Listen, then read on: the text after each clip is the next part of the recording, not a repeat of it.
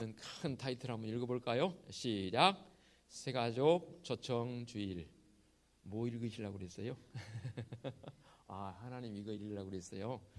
제목, 하나님의 사랑이라는 제목입니다. 오늘은 새가족 초청주일로 지키면서 또 2부 예배 때도 여러 손길들을 통해서 새가족들이 오늘 우리 교회에 방문할 줄로 믿습니다.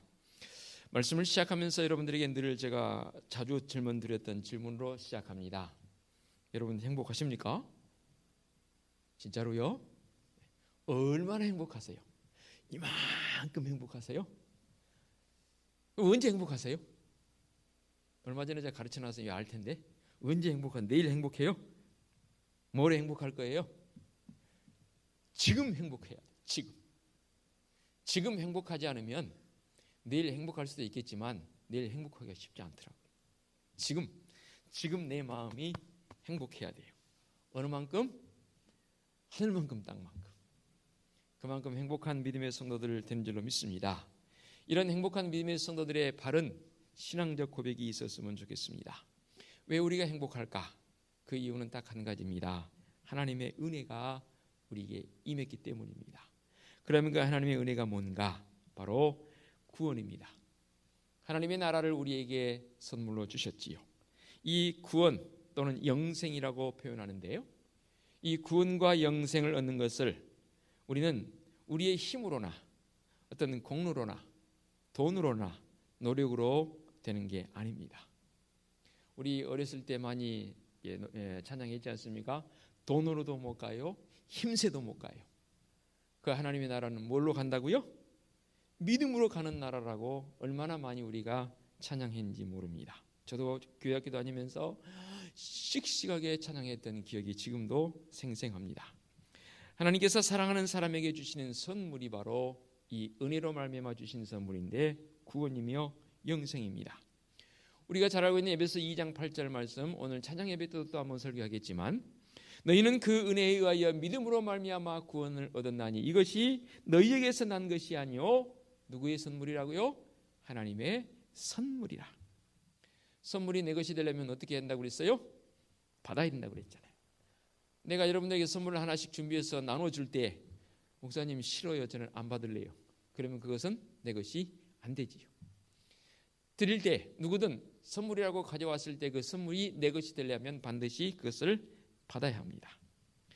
그렇습니다. 주님께서 우리에게 이 구원을 선물로 주셨는데 그 선물을 우리가 받았기에 이 시간 이 자리에 은혜의 자리로 나온 줄로 믿습니다. 그런데 문제는 성경에서 사람을 무엇으로 규정하고 있느냐면 우리는 죄인이라고 했어요. 사람들이 이 죄의 부분을 언급하면 상당히 싫어하더라고요. 그러나 싫어도 어쩝니까? 사실인 걸. 성경의 모든 사람이 죄인이라고 그랬어요. 로마서 잘 알고 있는 3장 23절 모든 사람이 죄를 범하였음에 하나님의 영광에 이르지 못하더니라고 말씀하고 있습니다. 우리는 사람들을 바라보면서 결과만 가지고 죄로 판단하는 경우들이 많지요. 그러지 않겠습니까? 그래서 그 결과만 가지고 사람들은 저 사람 나쁜 사람이야 라고 또 죄인이야 라고 판결을 내립니다. 그런데 말씀의 그 근거에서 깊이 들여다보니까 결과만 가지고가 아니더라고요. 설령 결과가 좋은 것으로 사람들에게 인지되었을지라도 그 과정 속에 되어진 일들이 진짜 불의한 것이라면 그도 하나님 앞에 죄의 모습이더라고요. 예를 들면 우리가 흔히 제가 여러 번 예를 들었습니다. 어떤 사람이 정말로 억울한 일을 당했어요. 그런데 꾹꾹 참았어요. 그리고는 아침마다 일어나자마자 그런 이 자기의 어떤 그 넋두리를 합니다. 그 나쁜 사람 죽어버렸으면 좋겠다. 그런데 그 사람에게는 행동적으로는 어떤 것도 하지 않았어요. 사람들이 그 모습을 보면 야 저런 억울한 일을 당하고도 저렇게 참는 대단한 사람이 저 사람 정말로 착한 사람이야 라고 사람들은 결과적으로 봤을 때 아무것도 안 했기 때문에 참았기 때문에 인정받지만 그 사람은 아침마다 일어나서 나를 그 힘들게 했던 사람을 향해서 그 사람 죽어버렸으면 좋겠다. 그렇게 원망의 넋두리를 혼자 했단 말이에요. 그러면 정말로 이 사람은 착한 사람인가? 1년 365일이라면 최소한 하루에 한 번씩 했다면 365번의 죄를 짓는 거예요. 극단적인 예일지 모르지만 죄란 바로 그렇습니다. 이렇게 죄 때문에 우리가 선물을 받으러 갈 수가 없었는데 감사하게도 하나님께서는 우리를 사랑하십니다. 얼마나 사랑하신지 아십니까? 바로 독생자 아들 예수 그리스도를 우리에게 보내시기까지 사랑해 주셨습니다. 그런데 죄 많은 우리 인생들을 향해서 우리 하나님께서는 심판하기를 원하세요. 심판 좋아하는 사람 아무도 없더라고요. 상급을 좋아하지요. 그래서 우리의 이 죄적 요소를 봤을 때 그냥 둘 수가 없거든요. 우리 하나님은 공의의 하나님이시기 때문에, 의로운 하나님이시기 때문에 그냥 놔둘 수가 없어요. 또 그렇지만 하나님께서는 우리를 사랑하신다고 그랬잖아요. 사랑하는 사람을 향해서는 여러분 어떤 마음이 든가요? 좀 잘못해도 너그러운 마음이 들지요. 또 이해해 줄 수 있지요. 포용할 수 있지요. 보십시오. 의로우신 하나님이기 때문에 심판해야 하는데, 또 사랑의 하나님이시기 때문에 사랑하시는데, 이 두 가지 문제를 놓고 이게 대립되는 문제잖아요. 어떻게 하나님께서 해결하셨다고요? 바로 예수 그리스도를 이 땅에 보내주셔서 죄의 문제를 해결해 주셨습니다. 예수 그리스도가 누굽니까? 하나님의 아들로서 우리에게 영생을 선물로 주시려고 친히 인간의 몸을 입고 이 땅에 오셔서 고난받으시고 그 모진 채찍에 받을 채찍을 맞으시고 십자가에 죽으셨고, 죽으신 것으로 끝났습니까? 살아나셔서 부활하셔서 하늘에 올라가셔서 지금도 우리를 향해서 지켜보시고 간구하고 계신 우리 주님 예수 그리스도, 그분이 바로 나의 구원의 주님이시라 그 말입니다. 그러므로 우리는 이 영생을 선물로 주신 그 놀라운 은총에 오늘도 감격해하며 살아야 합니다. 그런데 어찌할까요? 우리 인생들이 너무나 똑똑해서, 우리 개개인의 한 사람 한 사람이 너무나 잘나서 우리는 다 양 같아서 그릇 행하여 각기 제 길로 가는 인생들을 살고 있습니다. 이때에 성령 하나님께서 우리 심령에 찾아오셔서 너는 내 것이라, 내가 너를 실어버리지 아니하고 내가 너를 불렀나니 너는 내 것이라, 너는 내 아들이라 내 딸이라 삼아주시며 우리의 이 마음에 찾아오셔서 우리를 불러주셨습니다. 그래서 그 부르심에 응답해서 예 주님 제가 여기 있습니다, 예 주님, 주님의 자녀로 살기를 원합니다라고 결단하며 결심하며 예배자의 모습으로 서 있는 나의 모습을 볼 때에 두 가지의 마음이 교차합니다. 한편으로는 너무 부끄럽고요, 한편으로는 무한 감격하고 너무 감사하지요. 나 같은 것이 뭔데 나를 이렇게 사랑해 주시는가? 나 같은 것이 뭔데 하나님 앞에 예배자의 모습으로 설 수 있단 말인가? 또 그러면서도 세상에 나가서 믿음의 사람으로 살지 못하는 그 모습이 너무나 부끄러워서 주님 앞에 나와 주님 저는 이것밖에 되지 못합니다, 나의 이 부끄러움이 주님 앞에 어떤 모습으로 나오는지 주님 아시지요 하며 기도하던 우리의 모습들이 생각납니다. 그렇습니다. 이제 예수 그리스도가 나의 주님이라는 사실, 나의 구원의 주님으로 믿어지는 그 고백들이 어느 한순간만 되어진 것이 아니고 날마다 우리가 눈을 뜨게 되면 날마다 그 구원의 주님 앞에 주님 감사합니다 라고 고백하는 믿음의 성도들이 되어져야 합니다. 이렇게 구원의 주님으로 고백하는 믿음이 참으로 귀합니다. 그러면 구원의 주님으로만 고백하면 되는 것인가? 그렇지 않습니다. 이 구원의 주님을 나의 생활의 주님으로 모셔드려야 합니다. 이 부분이 중요합니다.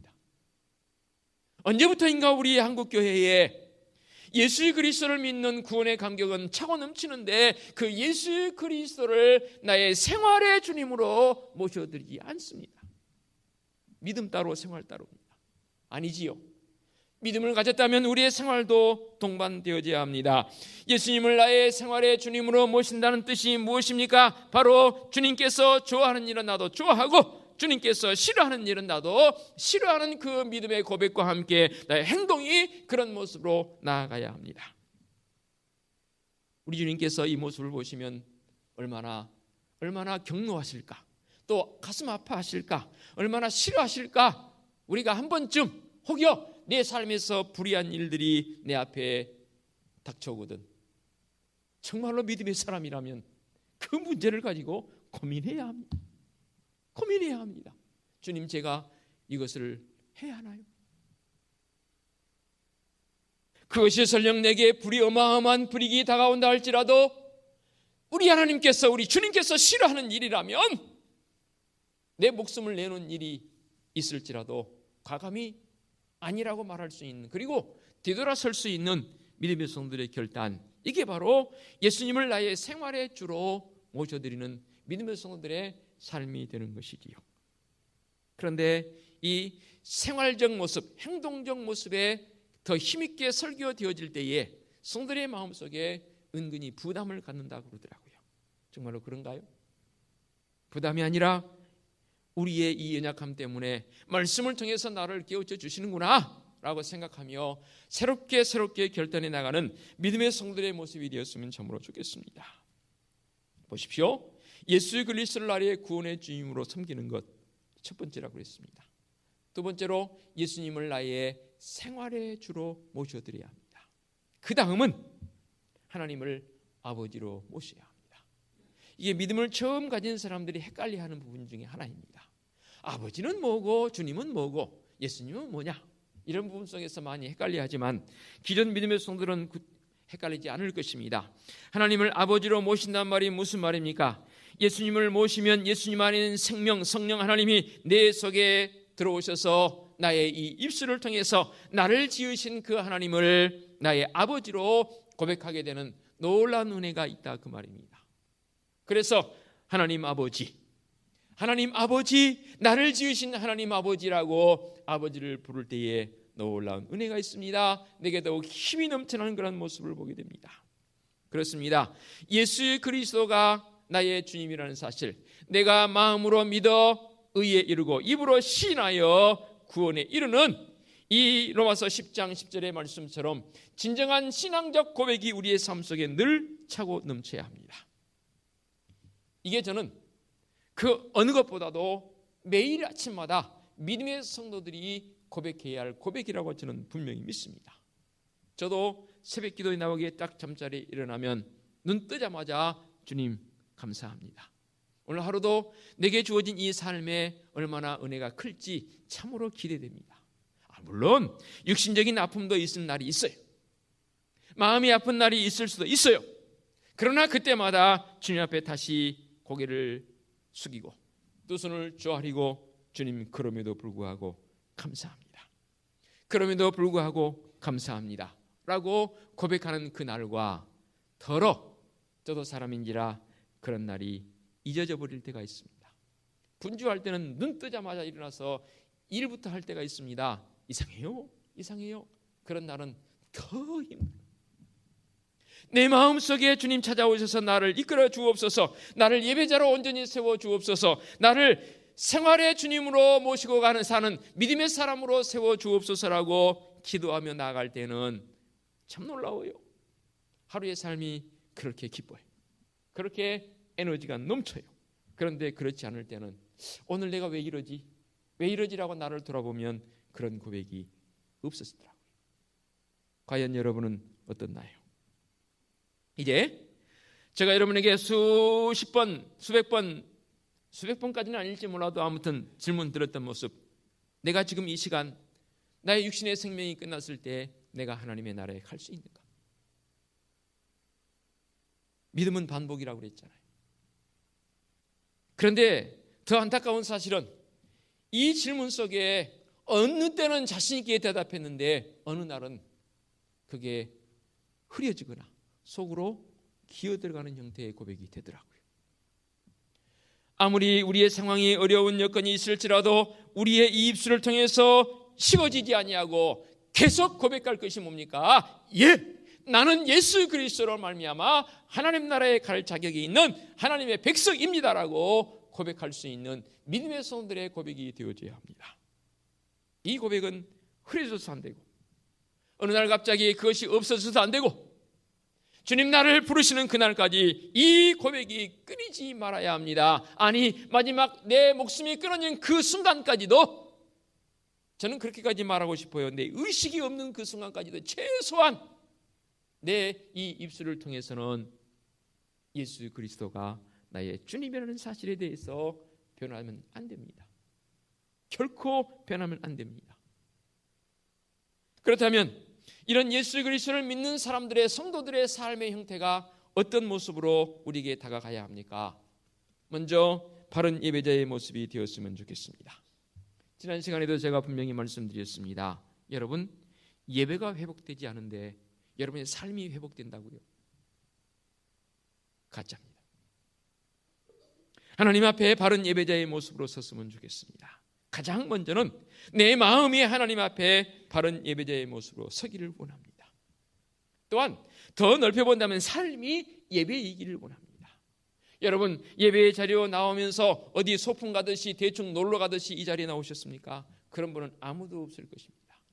아마도 여러분의 마음을 상당히 겸비했을 것입니다.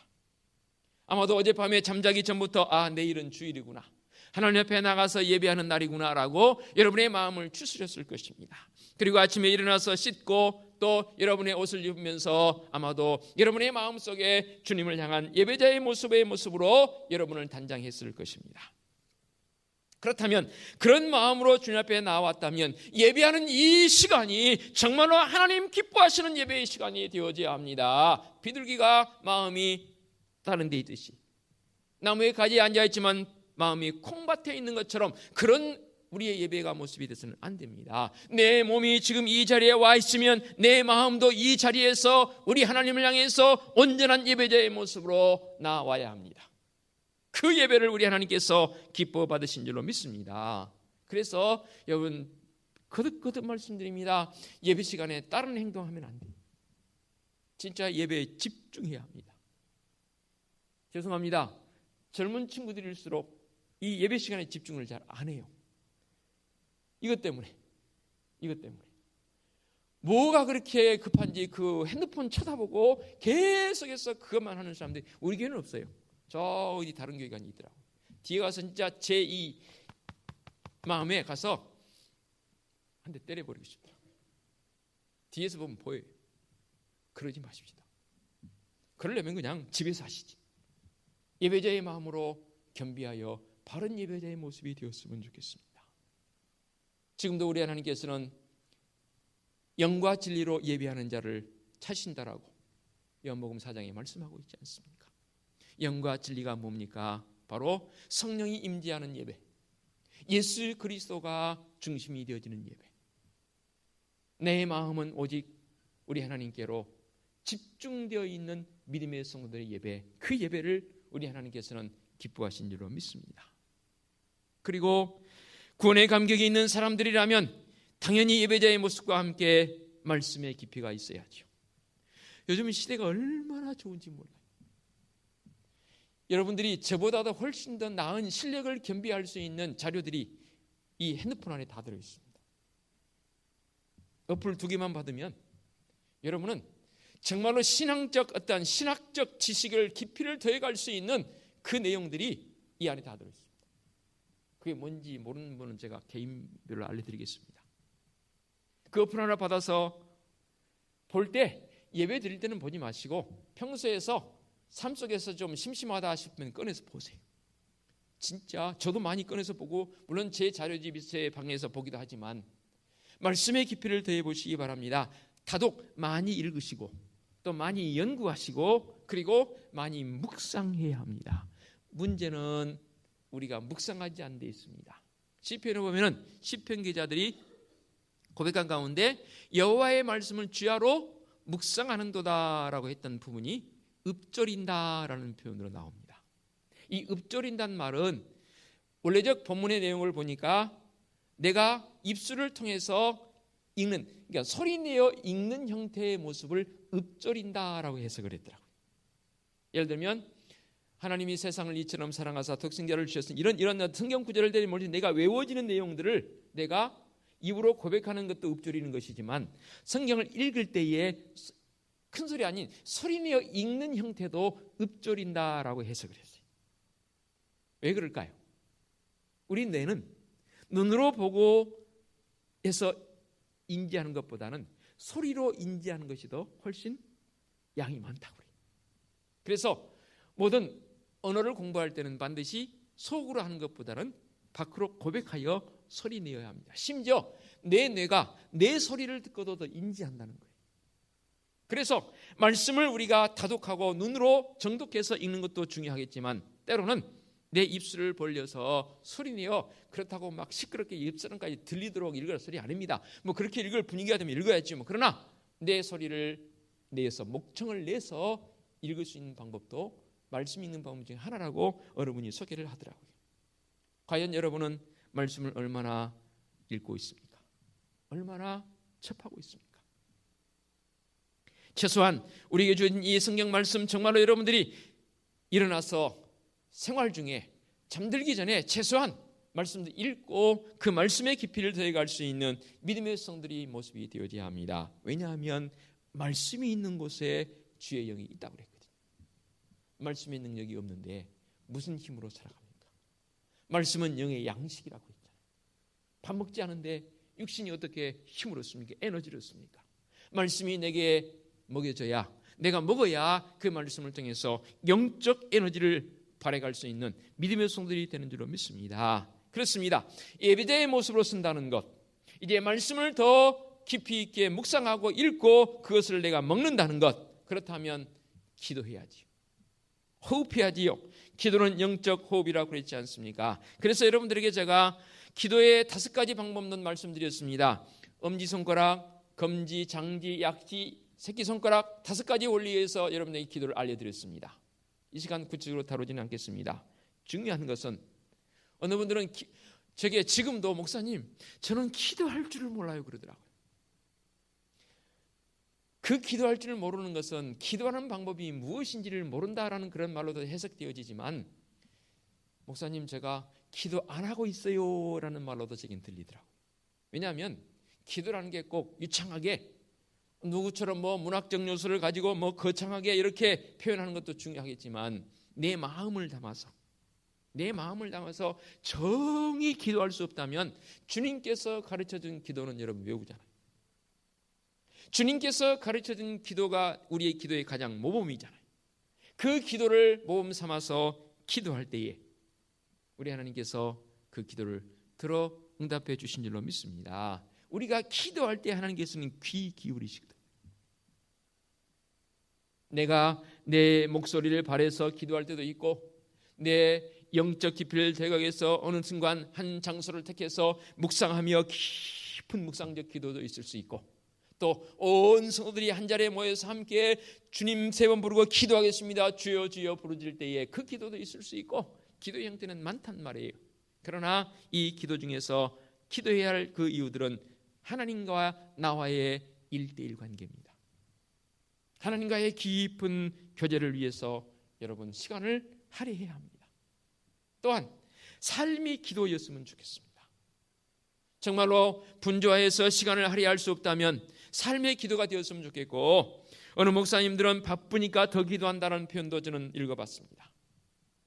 그렇습니다. 우리의 시간을 정하여서 하나님과의 깊은 교제로 나간다는 것. 저는 그래서 개인적으로 한국교회에 새벽 기도회가 있다는 게 이게 너무 감사한 거예요. 여러분들은 힘드시겠지만 오늘 아침에도 우리 교회는 주일날 새벽 기도가 없지 않습니까? 4시 딱 눈 뜨니까 15분이에요. 제가 10분의 시간을 맞춰놨거든요. 4시 15분 딱 눈 뜨니까 시간 좀 더 여유 있네. 그리고 조금 여유를 부리다가 씻고 나왔습니다. 어느 분이 책을 썼는데요. 여러분 공신 아시죠? 공신. 공부의 신을 말했던 젊은 청년. 지금은 제법 나이가 들었습니다. 그 친구가 하는 말이 습관은 며칠 만에 이루는 줄 아세요? 66일을 쉬지 않고 반복하면 습관이 된대. 책은 직접 보지 않았고 제가 요약해낸 내용만 봤는데 66일만 똑같은 행동을 반복하면 그게 습관이 된다는 거예요. 한번 해보세요. 66일 동안 쉬지 않고 새벽기도 한번 나와보세요. 기도해보세요. 이제는 저절로 눈이 떠집니다. 즉 우리의 몸이 알아요. 이렇게까지 여러분에게 부담 주면서까지 기도하자 했음에도 불구하고 여러분 아직도 아니한 마음을 가졌다면 그 마음 접으십시오. 정말로 주님 앞에 기도자의 모습으로 서가기를 원합니다. 그리고 나서 믿음의 성도들은 친교에 더 열심히여야 합니다. 친교한 말이 무슨입니까? 코이노니아. 성도들과 교제 많이 해야 합니다. 어떤 사람들은 자꾸만 이상한 소리 해요. 친교하고 더 깊이 들어가 보니까 마음이 속상하더라. 왜 그래요? 저는 그래요. 성도들과 교제하면 더 기분이 좋아요. 더 마음이 좋아요. 문제는 내 마음에가 문제가 있는 것이죠. 더욱 내 마음을 열고 그래요. 서로 친교하다 보면 상대방의 허물이 보일 수도 있어요. 상대방의 잘못된 일도 보일 수 있어요. 그런데 더 놀라운 사실은 내 안에 주 예수 그리스도의 마음이 있을 때 그게 허물로 보이지 않더라는 거지요. 그런데 내 마음에 주님의 마음이 반감되어지거나 사라지게 되면 상대방이 좋은 행동도 허물로 보여요. 그래서 질투하게 돼요. 참 이상해요. 마음이 이상해요. 그래서 우리가 주 예수 그리스도의 마음으로 늘 연단해야 합니다.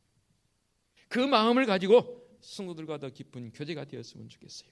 어떤 분들은 고백해요. 오늘 좀 기도 감사 기도에 나왔잖아요. 우리 선교회를 주시니 감사해요.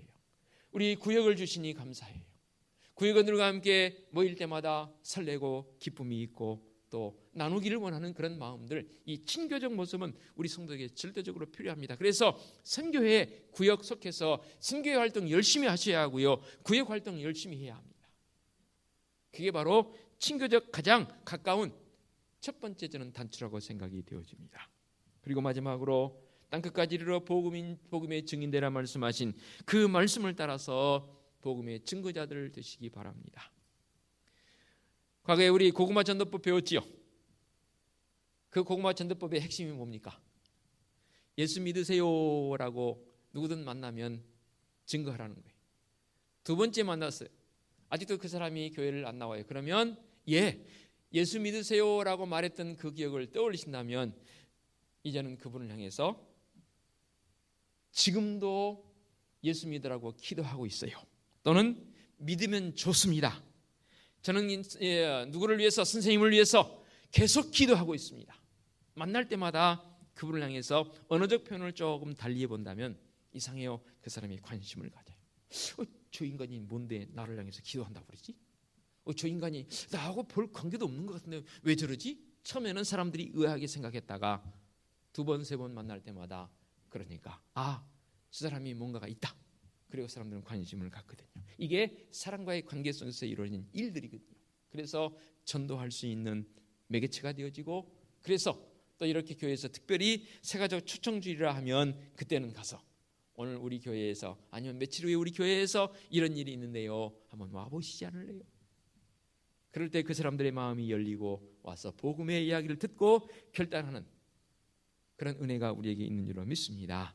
이제 말씀 결론 맺습니다. 사랑하는 성도 여러분, 지금 내게 주신 이 구원의 감격, 영생, 이것이 우리에게 주신 선물이라고 했습니다. 그 선물을 간직한 자의 모습으로 이 자리에 믿음의 성도들 앉아 있는 줄로 믿습니다. 그 선물의 그 효용가치 최고입니다. 그 효용가치를 절대 여러분 떨어뜨리지 마시기 바랍니다. 매일매일의 삶 속에서 오늘 내게 주신 그 삶의 모습 속에서 무한 감격해하며 구원의 감격 속에 살아갈 수 있는 믿음의 성도들 되어주시기를 부탁을 드리겠습니다. 기도하겠습니다. 거룩하신 아버지 하나님,